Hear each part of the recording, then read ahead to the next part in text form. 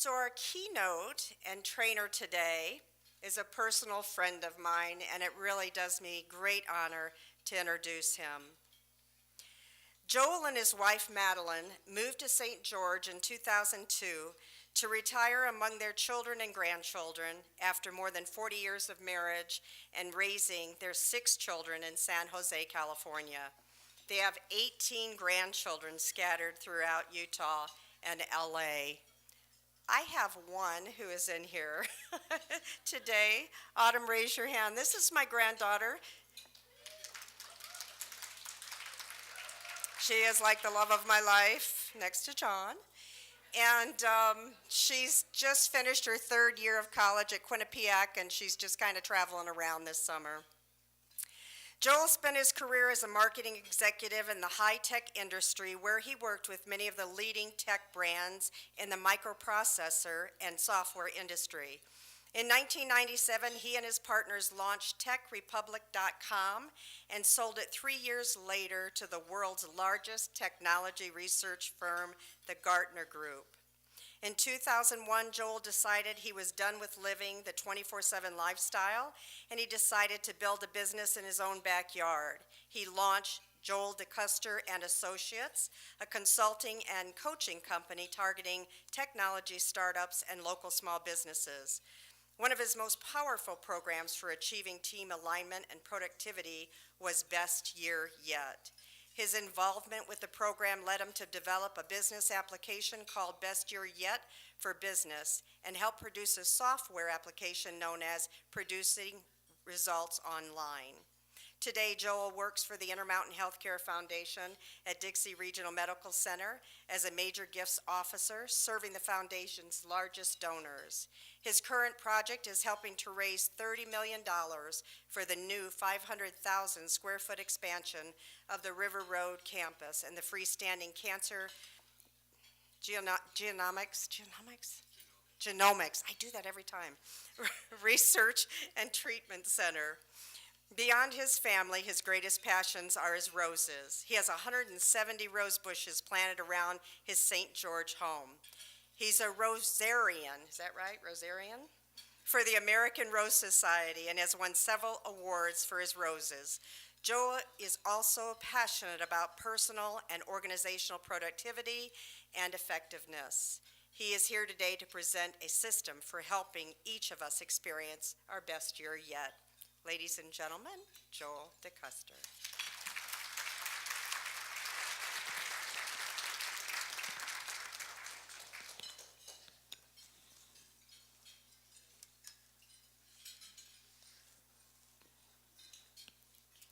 Perfect. Thank you. So I have a lot of passions in life. One of them is roses. The other is doing this Best Year Yet thing. But one of the things that I feel a lot of dislike for are snakes. So you might wonder, why did Joel move to southern Utah when he has this thing about snakes? But, you know, it was worth it to be near the grandkids and all that. So anyway, this morning I'm in the shower, I'm all lathered up, and my wife is ready to go to her swim class over at the aquatic center.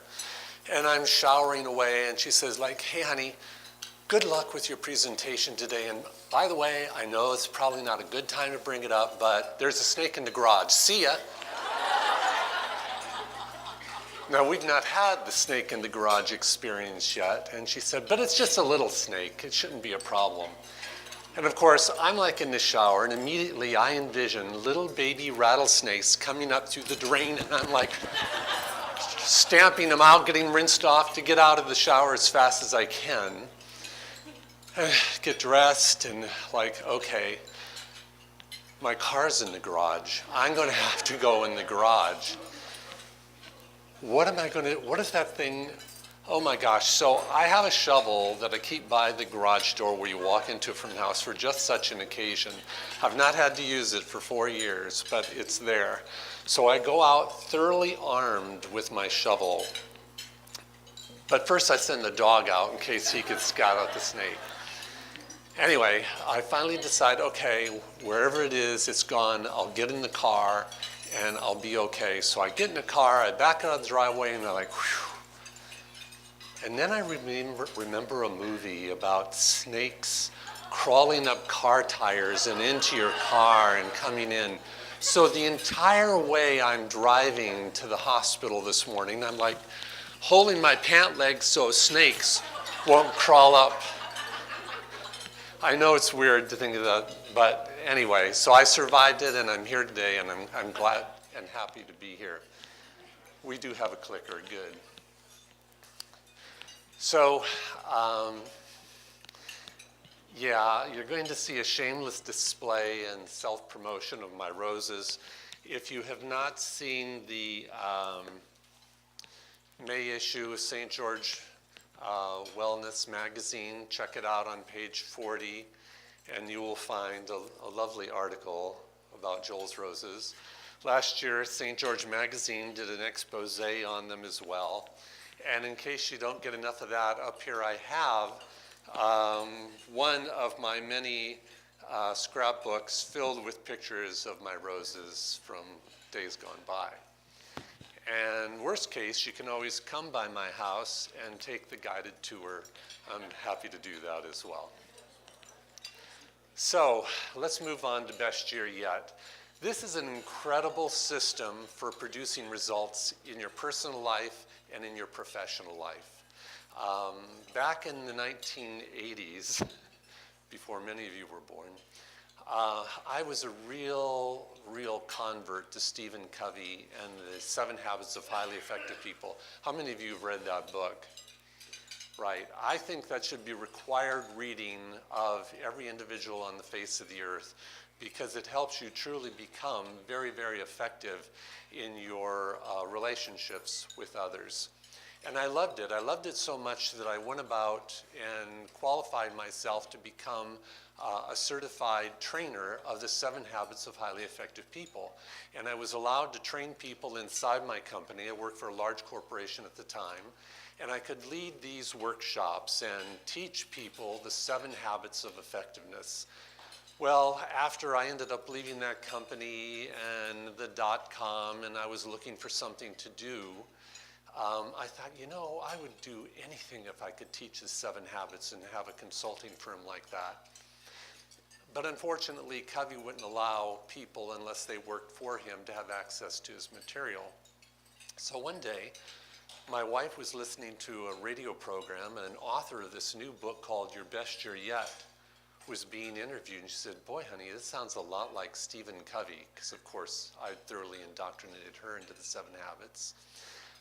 And so I listened to it, and I was absolutely amazed that this author had taken a lot of his concepts, which, you know, he doesn't own, but he arranged in a really cool, effective way.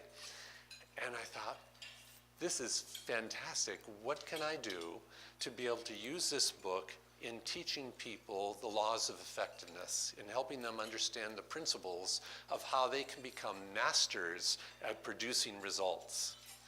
And so I looked up and all the information. I found her on the web. She lived in Aspen, Colorado. By the next day, I was having dinner with her and her husband in Aspen to say, what can we do here? And long story short, I ended up buying a franchise in her organization, and within a couple of years, it was the largest, most profitable franchise in the Best Year Yet organization worldwide. I just loved it. I just went crazy over it, and I started introducing it not just to individuals, but to businesses as well. The only problem was there was no real business application. And I said, if we're ever going to make money on this, we have to go beyond getting butts in seats at individual personal workshops where someone pays $250 to attend. And we need to put together a program for management teams where we can charge, you know, $50,000 plus a year for people to go through this process, so that you could align their teams, get everybody, like all the wood behind one arrow, everyone rowing in the boat in the same direction. Because you know how businesses can be, the total lack of alignment. And I felt my job and my purpose was to get everybody lined up. So I developed a business application. I tested it and kind of perfected it out in the marketplace.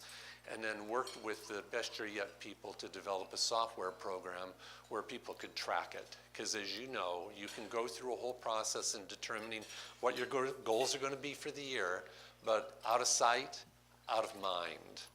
And they need something to hold them accountable for the results that they had committed to. So for me, it was just a marvelous experience. And though I'm not involved with it, I no longer have the franchise, retired from all that when I left my coaching and consulting business in California. I still teach it, and I teach it over at Dixie State in continuing education to the business classes there that I've been working with as an adjunct professor, teaching these kids as well. So for me, it's candy. Can't get enough of it. So today, if I can figure out how to work this, what you're going to see here are the roses in front of my St. George house. Not to brag or anything like that, but you're going to see them throughout the presentation. And I've done this in colors that I thought women would enjoy. I know I enjoy them. And guys, you'll come to enjoy them as well. But what I want to share with you today is not the workshop, but the principles underlying the Best Year Yet system. Because if you can understand those principles, you can then apply the Best Year Yet system in your lives and in your business. Standing too close to something. So, what I would like to do is introduce you to the 6 principles of personal transformation. And that is what's contained inside the Best Year Yet book. This book's really interesting. It's basically consists of 10 questions. And in the process of answering these 10 questions, you apply the 6 fundamental principles for personal transformation in your life. But without having to get cerebral and all that kind of stuff, there are 10 simple questions that I'm going to present to you today, and that as you answer them, you'll actually come up with a 1-page Best Year Yet plan. And we'll talk about this 1-page plan later on in the presentation, but it's 1 page because who's got time for 2? Or 3 or 4. And what I found in corporate America was I would work on strategic plans that there were tomes, big giant, binders, and you would develop these things and you would take them into the CEO and the presentations were made, and then they went on a shelf where they collected dust and never cascaded down to the rank and file. So nobody inside the company really understood what was strategic, what was important, what was the plan, and it frustrated people to the point where they would develop a silo mentality. It was all about them and their department. They didn't care how they related to other divisions inside the company. And that is, super harmful in today's business world. And hopefully, a lot of this helped to cure that. So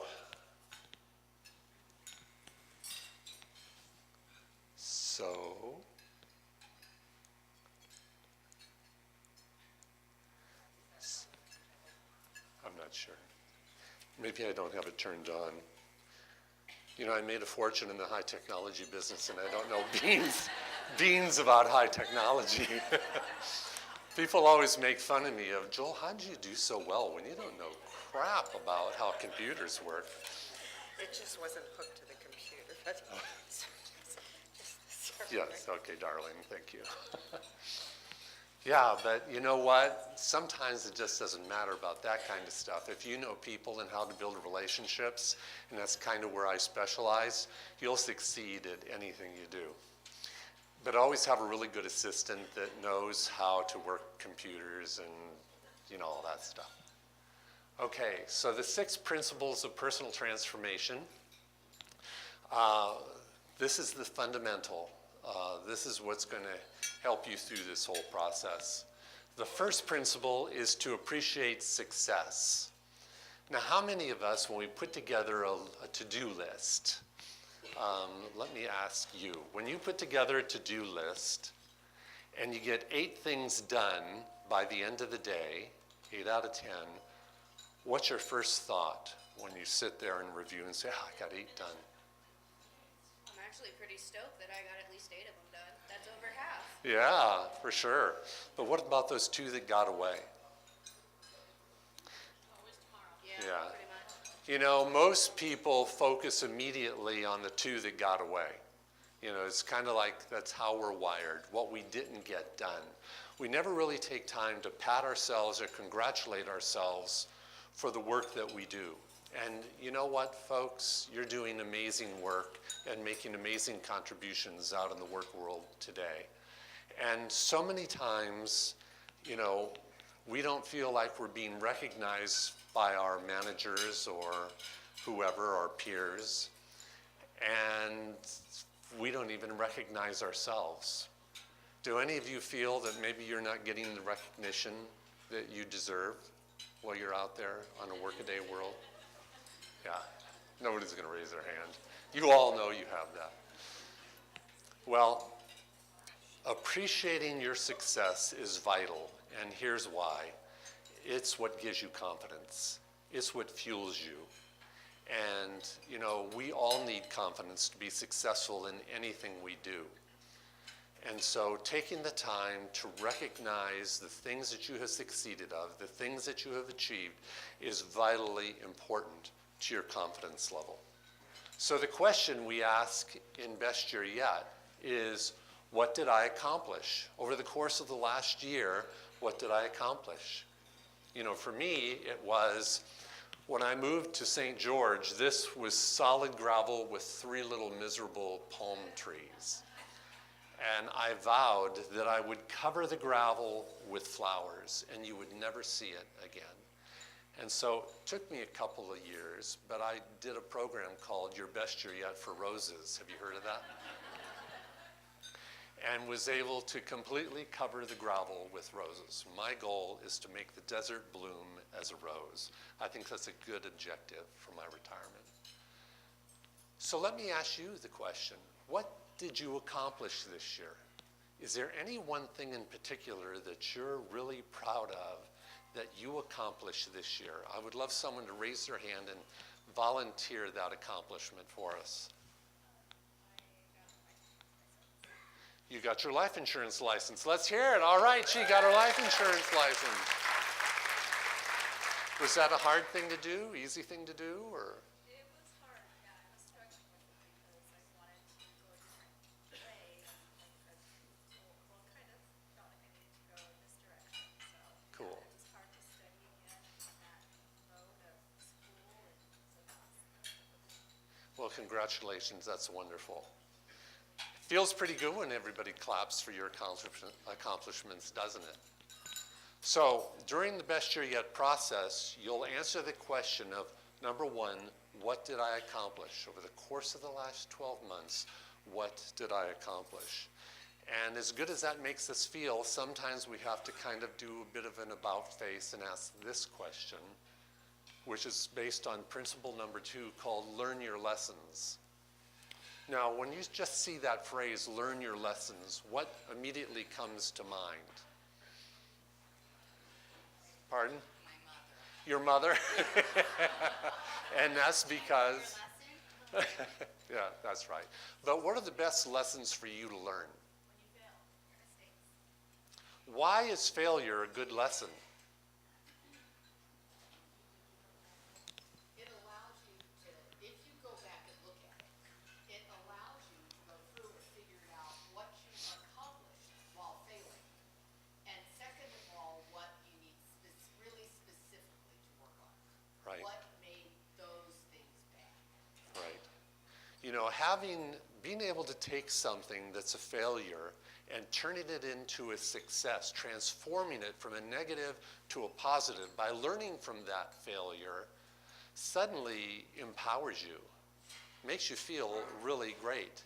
It basically unburdens you from all the because it can chain you down when you have a failure. And that's not always easy. For me, in this last year, when I've had to answer this question, what were my biggest disappointments? Don't you love this one, by the way? This is called Sunset Celebration. For me, when I looked over the last year, I'm relatively new to philanthropy and to working as a gifts officer for the foundation. And I had actually found someone that I thought would not only give a six-figure gift, and not just a seven-figure gift, but an eight-figure gift to the foundation. And this is like phenomenal to find someone of this nature. And I worked with this individual for a year, and unfortunately at the end wasn't quite what it seemed I thought it was. And I think in the end, when I look back over it, I allowed my emotions to enter in and kind of get in the way and cloud my judgment. So that was a big disappointment. But now that I've gone through that experience, I'm really cautious, I'm really careful. I try to take the emotion, and I have a way of really making friends with people. And sometimes that can be the wrong approach in philanthropy, because when you have to ask your friend for money, you know, it's a little tough. But if you can maintain a relationship where there's a bit of a distance there, then asking for money isn't so hard. And being able to see the truth isn't so hard. So if someone is just posing to want to, you know, make a big, big gift, you can really look at them a lot more closely to make sure that this is real and not just kind of a wild goose chase. So the question is then, number 3, is what did I learn as a result? You know, for me, I learned not to just take things, you know, emotionally. When you were a kid and your mom told you not to touch the stove because it's hot, what's the first thing you did?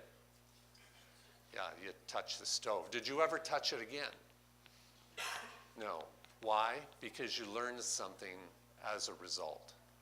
So it's really, really important that we take these experiences of disappointment and turn them into opportunities for success.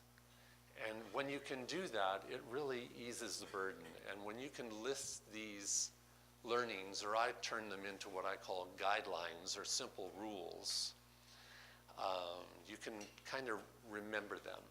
So in a Best Year Yet plan, the first thing that goes into it are 3 guidelines of what you've learned. So one of my guidelines this year, sounds a little weird, is called repent and replace. And it's like, oh, Joel, what do you have to repent of? This could get interesting here. But what I had to repent of is watching too much damn TV. Now, I'm not referring to things like Downton Abbey or really good quality stuff, but maybe not The Bachelor. Okay? Dancing with the Stars is okay, but maybe not, you know, Incredible Journey or this or that or the other. But I just found I was wasting too much time watching TV. I'd come home exhausted from work, and I just kind of plop down. If you watch one show, how many do you watch? All of them, you know, till the news comes on. So my whole thing was to find something else to do, to replace TV watching with something that was a lot more productive. So for me, that was a great guideline, you know, repent and replace. Something that simple, but when you can come up with 3 really good guidelines that make sense to you, that really apply to your life, what difference do you think it will make if you actually live those guidelines? Trevor, if you had 3 guidelines that came from your own source of wisdom and you could really live them, not just write them on paper, what difference would it make in your life? I think it guides your behavior. You're going to make your behavior be in alignment with your actions. Instead of coming home and watching TV, maybe you're going to go to your garden or go exercise or spend time with family. Exactly. There's so many other good things you can be doing versus vegging out, right? So following your guidelines can have a significant impact on your personal life and, frankly, on your business as well. So number 3 is probably the most challenging principle. It's shift your limiting beliefs and assumptions. Now, when I talk about a limiting belief, I'm talking about, a paradigm. And a paradigm is really your assumption about something. So you've all heard Stephen Covey talk about the paradigm shift, shifting from a limiting assumption to a very empowering assumption. I know when I first left my .com and started to build my consulting business on my own, it was a really interesting experience because, and don't ask me why, I took a year off and traveled and did things with my kids that I hadn't taken time to do. But when it got to be time to get back to work and get in the motion of things, the world had changed. The internet had really taken over, and just a lot of the people that I once knew had flown the coop and they were off to do other things in life. So a lot of my personal and professional network didn't exist anymore. And as I hung out the shingle for Joel Deceuster and Associates, something didn't happen. And what didn't happen was the phone didn't ring. Whereas when I used to be in corporate America and had a beautiful office high in the Transamerica Pyramid in San Francisco and had 65 people reporting to me, all sales and marketing folks, they were always the ones that went out and brought people to me. I never really had to do that after a certain point in my career. And so I was just used to people coming to me. And when I got in this other environment where I didn't have that, I freaked out. And the more people didn't knock on my door, the less I would pick up the phone to call people to say, why don't you come on, knock on my door and let me do some consulting with you. So what drove that was a paradigm I had in my head. And it's, even though people at one time respected me and valued me for the work I did in marketing, no one will ever respect and value me as a coach. Because after all, I don't have a degree in coaching. I don't have the kind of education you need to be a coach and a consultant for these businesses. And it just freaked me out. And that paradigm almost destroyed me because I started, you've heard of burning through cash. Well, I started really burning through cash because I wasn't bringing anything in. And I really had to slap myself across the face a couple times to realize that this was a best year yet principle that I needed to apply.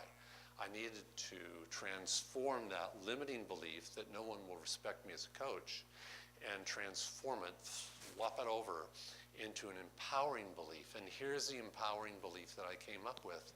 People value my warmth and wisdom.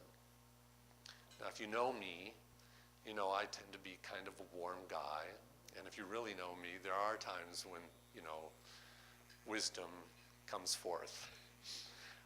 And I found that what people really valued was the relationship and the experience that I had to be able to go into their organizations and do for them what I used to do in corporate America.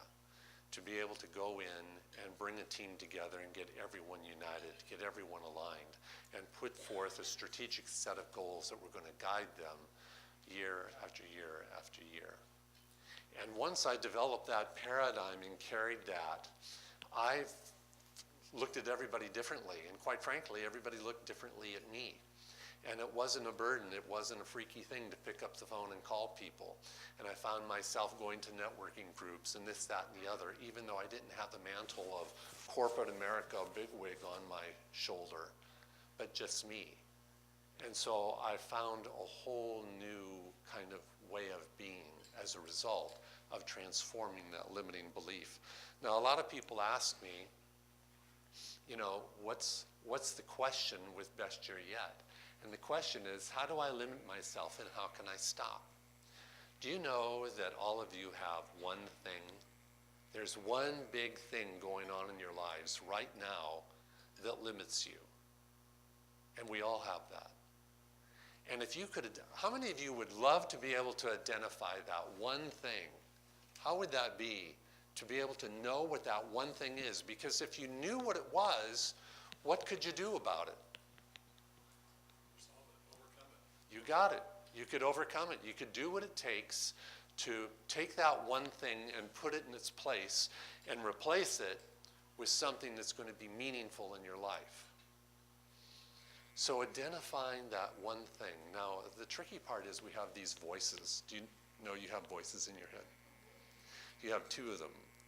You have one that's a limiting voice that tells you you're not good enough, you're not tall enough, you're not smart enough, you're not blah, blah, blah, you're not. And then you have this other voice that's empowering that says, you have everything you need to succeed. But far too often we listen to that negative voice. It just has a way of kind of taking over in our lives. And we need to find a way to diminish that negative voice so that the empowering voice listens to us. And the best way to do that is to identify the number one thing the limiting voice is screaming into your brain. But yet it's like, what is it? If only I could identify it. Well, you could ask yourself this question. I'd love to become an executive coach, but I can't because I'm not smart enough. I don't have the training. I don't know what I'm doing. I have no experience. So think about what it is you would love to have in your life. What is the number one thing that you would absolutely love to have, do, or be? And fill in the blank right up here. And then, but I can't because I'm, and write your answer here. And in this answer, you will find your limiting paradigm of what's holding you back. And once you have an awareness of that limiting paradigm, then and only then can you do something about it. And actually, to reverse it is fairly simple. I once coached a group of women in an executive recruiting firm in the high-tech industry. And I would say the youngest of all these women was maybe about 50-ish. And they'd been around for a long time in their business. And they had built a very successful staffing firm until this little thing called the recession hit. And then suddenly the business started to plummet like that. And that's when I was brought in to work with them. And I said, okay, we need to understand what's holding you back, what's limiting you. And as they all looked around the room, they all said, in almost interesting unison, I know I can get this watch out so I keep track of time. You can't teach old dogs new tricks. Now this came from them. I did not come up with them. You can't teach old dogs new tricks. And I just looked at them and I said, is that what you really believe? And they're like, yeah. We can't change from who we are and who we've been. And I looked back at them and I said, you should never change from who you are and where you've been. You should leverage that experience to be able to move your business forward.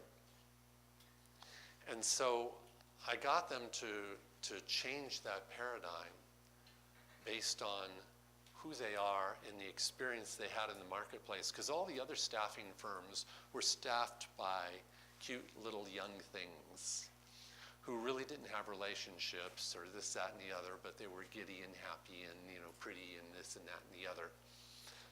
And I said, you need to leverage your experience in the marketplace. And so your experience will increase your success. And when they took that on as a new paradigm, that experience empowers our success, which became their new mantra, their new battle cry, this change just started to happen because they started to change their belief. Now, sometimes when you do that, it seems like you're lying to yourself. You're making up this, oh yeah, experience empowers success. But the more you live into it and the more your plan starts to reflect it, it's amazing how it starts to become within you and within your organization. So, principle number 4 is live your values. Why do you think it's important, if you want to transform personally, that you stay true to your values? Let's ask one of the guys over here. Why is staying true to your values important? Because I think that's kind of, you can be more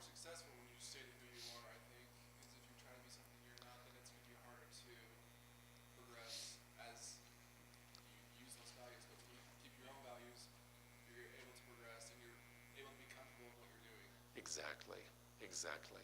You can become authentic when you live your own values. What are some of the values that you folks live by? Let's just hear a couple of them. I'd be interested.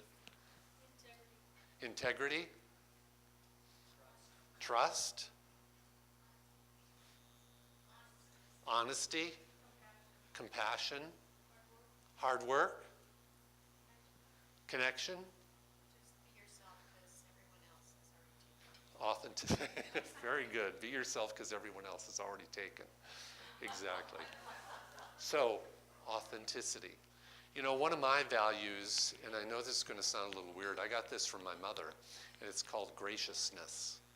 It's all about making sure that people feel comfortable, no matter what the situation may be, to never, ever, ever make someone feel out of it or unwanted or embarrassed, you know, but to be gracious. And to me, that is a huge value for which I've received a lot of criticism. The president of a company I once worked for turned to me once and said, "Why are you so nice?" And I said, "Well, what do you mean, why am I so nice?" And he said, "Well, why are you so nice? That's not going to get you ahead in this world." And I just said, because nice is who I am. And I don't want to get ahead in a mean, cruel world. That's not the world I choose to participate in. But my niceness will attract the niceness of others. And I have to tell you, the relationships I have with other people is absolutely everything to me. So you can choose to be mean. You can choose to be nice. And the results will follow. So living your values is important. And before you set out to create your goals for the upcoming year, you want to make sure that those goals are in alignment with your values. Because if your goals aren't in alignment with your values, how well do you think you'll achieve that goal? You're not. Why? Because you're not living your values. That's right. Exactly right. And that's what I would say is one of the number one reasons why most people don't achieve their goals, because they're not in alignment with their values. And you really have to be able to do that. So ask yourself, what are my personal values? And really take time to think. Matter of fact, when people go through the 10 questions, you could probably zoom through them in 15 minutes if you wanted to. The results won't be any good. The number one thing that I tell people is to take time to think deeply and richly about your answers, to find a sacred space to go to where you can be alone, where you can just kind of be at peace with yourself. For me, it's going to Snow Canyon and perching myself up on those petrified sand dunes and just taking a couple of hours to go through this process and really think deeply and richly about the answer to these questions, because this is going to determine a lot. Okay, principle number 5 is to set and focus on goals. That seems pretty straightforward, doesn't it? But you need to go beyond, you know, the whole just creating a goal out of thin air. How do you go about setting goals? Well, in the Best Year Yet process, we break it up into chunks because you don't want a plan that's all one-sided. You want a plan that really touches all the different elements of your life. You want a balanced plan. And so a way of doing that is to ask yourselves, what roles do I play in my life? So I'm a husband and father. I'm a brother and son. I'm a service provider. I do a lot of things at my church. I am a gardener. I am a philanthropy professional. I'm thinking over the years of the different roles that I've had. One was a role that I wasn't, but I aspired to be, and that was to be a keynote speaker and become a member of the National Speakers Association. So I thought, well, if I build a goal around it, maybe I'll actually make that happen. I didn't, but that's okay. I'm still here today. But if you can break your life up into chunks and ask yourself, what roles do I play? And those are the chunks. And then what you want to do is ask yourself, of all of those roles, which one do I really, really, really want to focus on? Big time. Which one do I want to have a breakthrough in? Because if you can have a breakthrough on any one of those roles that you come up with, and usually people come up with about 8 roles, something like that. If you can have a breakthrough in one of those roles, what impact do you think it will have on the goals you have for the other roles as well?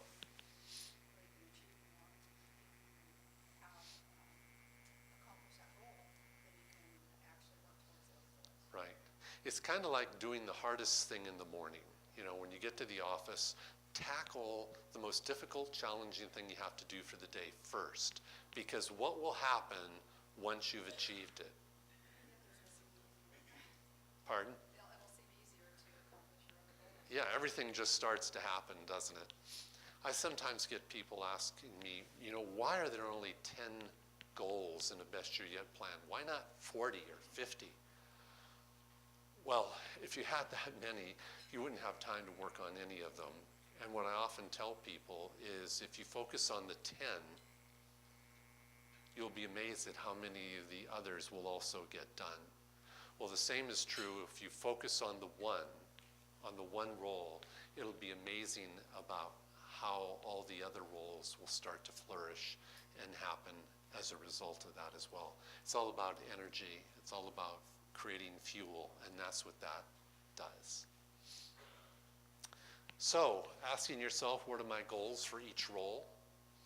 You might come up with 5 goals for each role, and 5 times 8 is 40, and okay, now what are you going to do? So with that, you come up with your top 10 goals for the next year. You go through and you look at all the goals that you've come up with, and you ask yourself, okay, I get 10. Which 10 are going to make the biggest difference? Which 10, if I achieve them, will allow me to achieve my best year yet? And that's the whole premise behind this system. You know, people wonder, well, how is Best Year Yet different from other goal-setting programs? And the difference is that it's based on principles of transformation. And as you go through the transformation process and answer the questions, it is amazing as to how it all comes together in a very clean way. So you come up with your top 10 goals, and then principle number 6, last one, is you become accountable for them. The number one thing that I found in the business world was a complete and total lack of accountability. And I mean, there's all sorts of research that's been done on this, but that's what gets in the way. Now let's just look at our government and the lack of accountability that's going on there. Let's look at just about any kind of organization. And when you see an organization that's not getting things done, that's not producing results, it's usually the cause of a lack of accountability. And the reason people are not being accountable is because they're usually not being measured. So the last question in the Best Year Yet process is, how can I make sure I achieve my top 10 goals? And the answer is, measure them.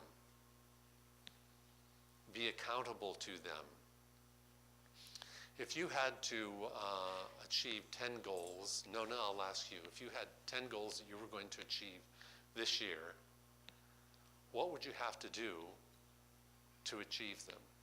What's one thing you could do? Prioritize them. Very good.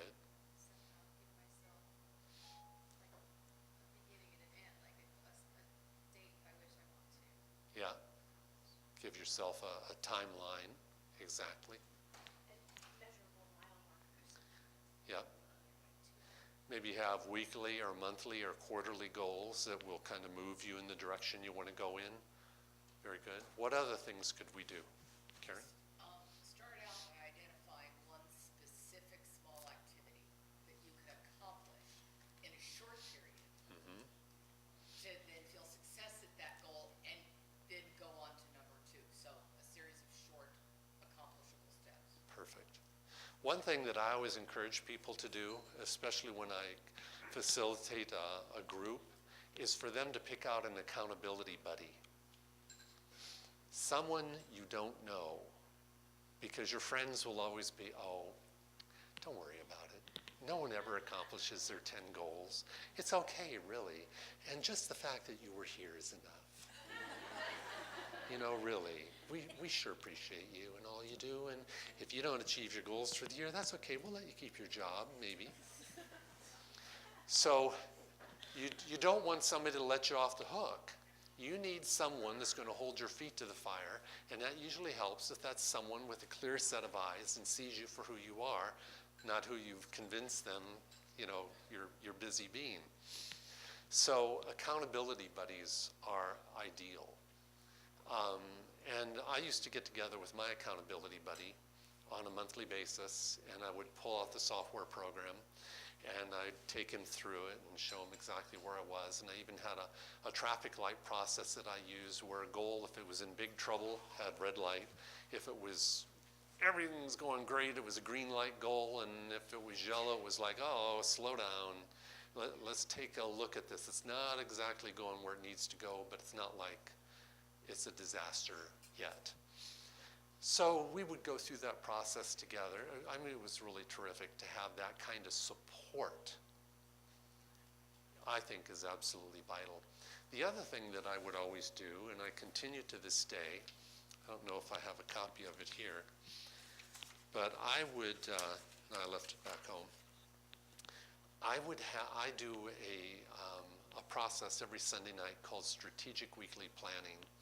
And that's where I lay out my calendar, I print it from Outlook, and I then on the back put all the things that I need to do as far as work is concerned, and then all the things I need to do as far as follow-up with donors concerned, and then all the strategic plans I need to work on that week, project-wise, and then a section for all the personal stuff like go to Target and get this or that or whatever.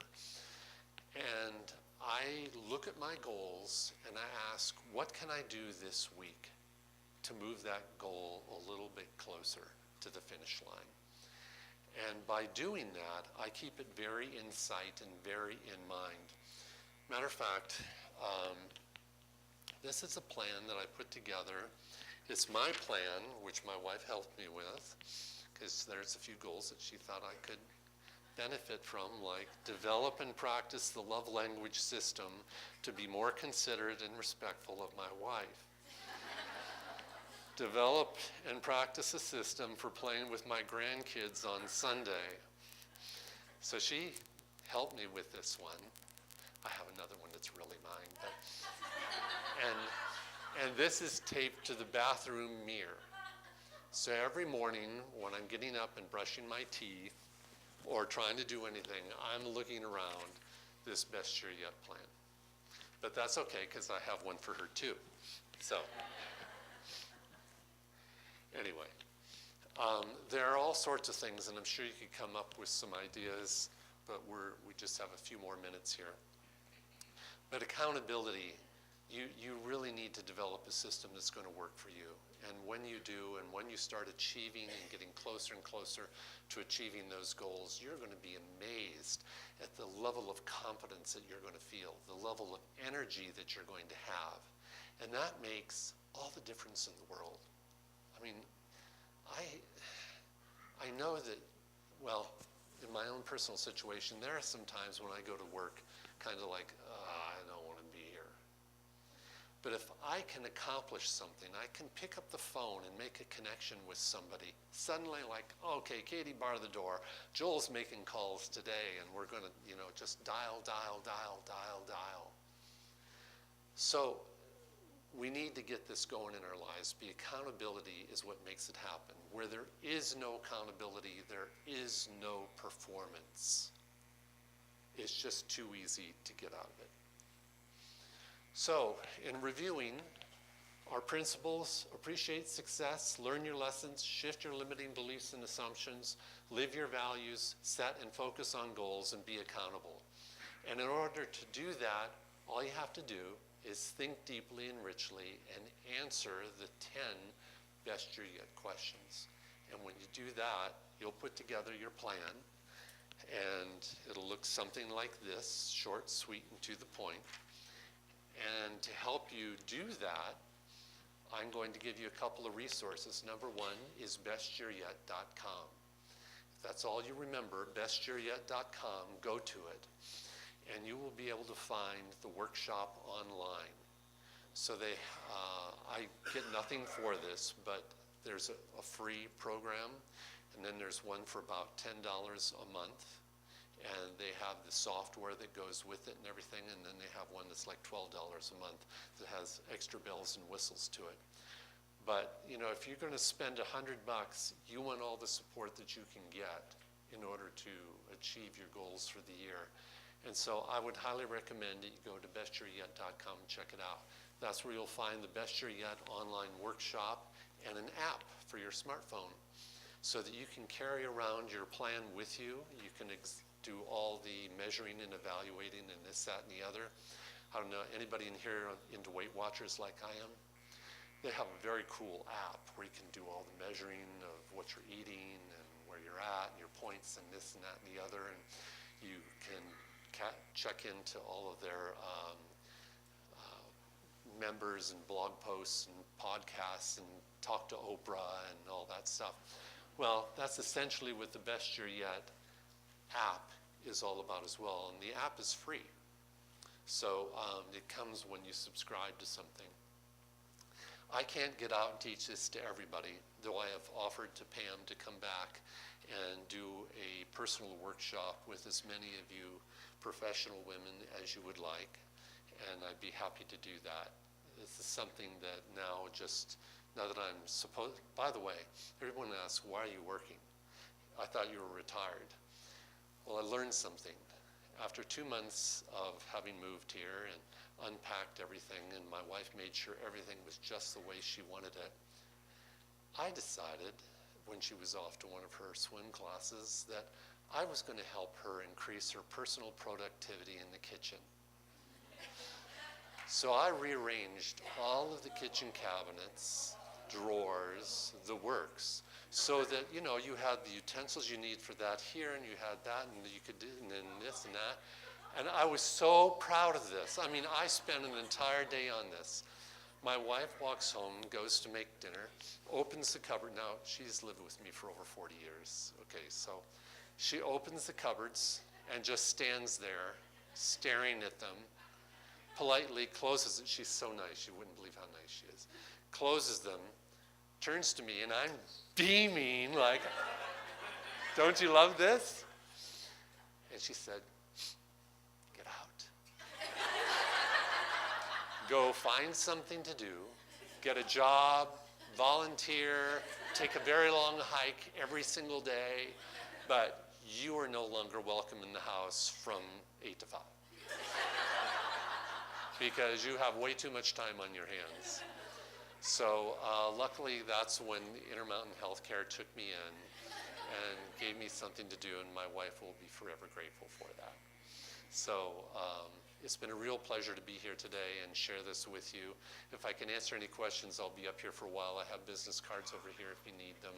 If anybody wants to give me a $1 million gift to the hospital, I'd be happy to take your check too. Anyway, thank you all so much.